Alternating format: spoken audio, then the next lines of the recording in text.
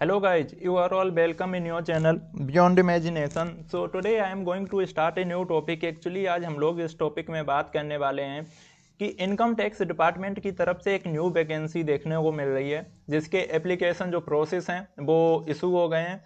जो date of issue notification था वो 22/12 था, यानी कि 22 दिसंबर को ही इसका नोटिफिकेशन जारी हो गया था।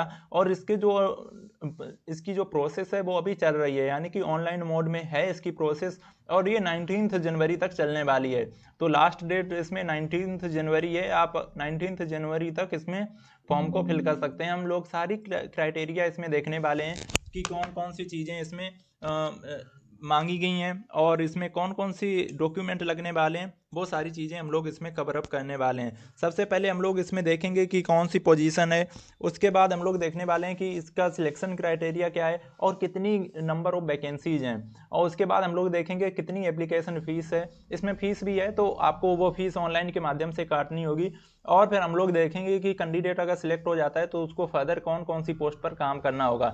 सबसे पहले आपको ये इसकी ऑफिशियल वेबसाइट का इंटरफेस है, जहाँ पर आपको अपनी ईमेल आईडी या पासवर्ड डाल के आपको लॉगिन करना होगा। अगर आपने पिछले समय में या पहले कभी पास्ट में आपने कुछ यहाँ पर एप्लीकेशन इनकम टैक्स डिपार्टमेंट में फॉर्म फिल किया है, अदरवाइज आपको यहाँ पे रजिस्टर वाले ऑप्शन पे क्लिक करके नया रजिस्ट्रेशन करना होगा। तो सबसे पहले हम लोग देख लेते हैं इसका नोटिफिकेशन। इसका नोटिफिकेशन कुछ इस तरीके का है। यहाँ पे देख लो इंपॉर्टेंट डेट्स लिखी हैं, शेड्यूल ऑफ एक्टिविटी, क्योंकि काफ़ी लोग वीडियो बनाते हैं तो वो नोटिफिकेशन दिखाते ही नहीं, क्योंकि नोटिफिकेशन इंपॉर्टेंट है। अगर किसी भी जो अच्छी वैकेंसी होगी गवर्नमेंट वो नोटिफिकेशन जरूर अपना रिलीज करती है। बिना उसके आप ट्रस्ट नहीं कर सकते कि ये जो नोटिफिकेशन है वो सही भी है या रॉन्ग है। ठीक है, तो ये चीज़ तभी वो क्लियर होती है कि जब नोटिफिकेशन उनका रिलीज हो जाए। तो इसका नोटिफिकेशन रिलीज हो गया इनकी वेबसाइट पे, वो मैं डाल भी दूंगा। सबसे पहले बात करें तो नोटिफिकेशन मैंने जैसा कि बताया 22 दिसंबर को है, लास्ट डेट तुम्हारी 19 जनवरी है। इंस्पेक्टर ऑफ इनकम टैक्स, ये कुछ पोस्ट रही जो जिसपे तुमको ये भर्ती दे रहे हैं। Number of vacancies inspector of income tax के लिए है 14, और इसमें जो लेवल 7 का पे मिल रहा है और इसकी जो तुम्हें सैलरी मिलने वाली है वो 44,900 से लेके 1,42,000, यानी कि अच्छी खासी सैलरी इसमें मिल रही है। 42,400 सैलरी है इसमें, तो अच्छी खासी तुम्हें सैलरी देखने को मिलेगी इसमें। तो मेरा तो सजेशन यही रहेगा कि आप इसमें फॉर्म को अप्लाई करें। ऐसे ही सेकंड तुम्हारी ये पहली भर्ती है, सेकंड के लिए स्टेनोग्राफर ग्रेड के लिए कुछ भर्तियां निकाली हैं, उसमें नंबर ऑफ पोस्ट से 3 है। टैक्स असिस्टेंट के लिए 119 है। और ऐसे ही सिमिलरली तुम्हारी फोर्थ मल्टीटास्किंग स्टाफ के लिए 137 है। और ऐसे ही तुम्हारी कैंटीन अटेंडेंट के लिए 3 है। सब में सबकी सैलरी लिखी है। जो सबसे कम सैलरी है वो कैंटीन अटेंडेंट के लिए, जिसमें तुम्हारा जो लेवल 1 की सैलरी मिल रही है। ठीक है, लेवल 1 की सैलरी मिलने के कारण यहाँ पे 18,000 से तुम्हारी शुरुआत हो रही होगी। और ये तुम्हारी बढ़ के अगर प्रमोशन होता है, वहाँ में काम करते हो, तो तुम्हारी 56,900 रुपये तक जाने वाली है। तो फर्दर अब हम लोग अगर आगे बात करें तो यहाँ से पता चलता है कि जो नोटिफिकेशन है वो तुम्हारा रिलीज किया गया है इनकम टैक्स के अकॉर्डिंग। तो यहाँ पे मेल और फीमेल दोनों कैंडिडेट यहाँ पर अप्लाई कर सकते हैं। तो ऐसा कोई बाउंडेशन नहीं है कि केवल मेल कैंडिडेट अप्लाई कर पाएंगे, फीमेल नहीं कर पाएंगी, दोनों कैंडिडेट अप्लाई कर पाएंगे। मोड ऑफ एप्लीकेशन इनका ऑनलाइन है। तो आपको जो भी फॉर्म वगैरह अप्लाई करना है एप्लीकेशन ऑनलाइन के माध्यम से करना, कहीं पर आपको डॉक्यूमेंट भेजने की ज़रूरत नहीं है इनके एड्रेस पे। नहीं तो अधिकतर ऐसा होता है कि इंटेलिजेंस ब्यूरो के जितने भी तुम्हारी पोस्ट निकलते हैं वो अधिकतर यही कहते हैं कि भैया ऑफलाइन तरीके से अपने डॉक्यूमेंट्स मुझे फॉरवर्ड कर दो मेरी लोकेशन पर, और फिर मैं वहाँ पर उन डॉक्यूमेंट वेरिफिकेशन करूँगा। अगर आप सॉर्टेड होते हो तो फिर वो बुलाएंगे नेक्स्ट प्रोसेस के लिए।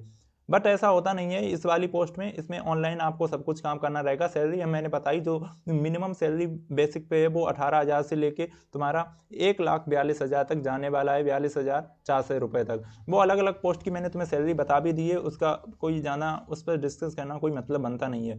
मूविंग फर्दर, ये सारी सैलरी की स्लिप है वो देख लो। मल्टीटास्किंग स्टाफ के लिए ये रही, इनकम टैक्स स्टाफ के लिए इंस्पेक्टर के लिए 44,900 से शुरुआत, टैक्स असिस्टेंट के लिए 25,500 से, कैंटीन असिस्टेंट के लिए 18,000 एंड स्टेनोग्राफर के लिए भी 25,500 रुपये रखी गई है, जो कि बढ़कर के जो हमारा जो सैलरी बेसिक पे है वो 81,100 तक जाने वाला है। ये इसकी प्रोसीडिंग लास्ट लिमिट होने वाली है। तो एज लिमिट आपको छूट मिल जाएगी 3 ईयर्स तक की। अगर आप उसमें एज इनके नोटिफिकेशन के अकॉर्डिंग अगर आप लेना चाहते हैं तो फिर आपको वहाँ पर छूट भी मिल जाएगी। ऐसा कोई कंपलसरी बाउंडेशन नहीं है कि आपको छूट नहीं मिल सकती है। मूविंग फर्दर, अगर हम लोग बात करें कि एप्लीकेशन फॉर्म के नीचे नोटिफिकेशन दिया है, जैसा कि मैंने तुम्हें दिखाया था शुरू में। उसको अपने सारे पर्सनल और रिक्वायर्ड डिटेल्स हैं वो फिल करनी होंगी सही तरीके से।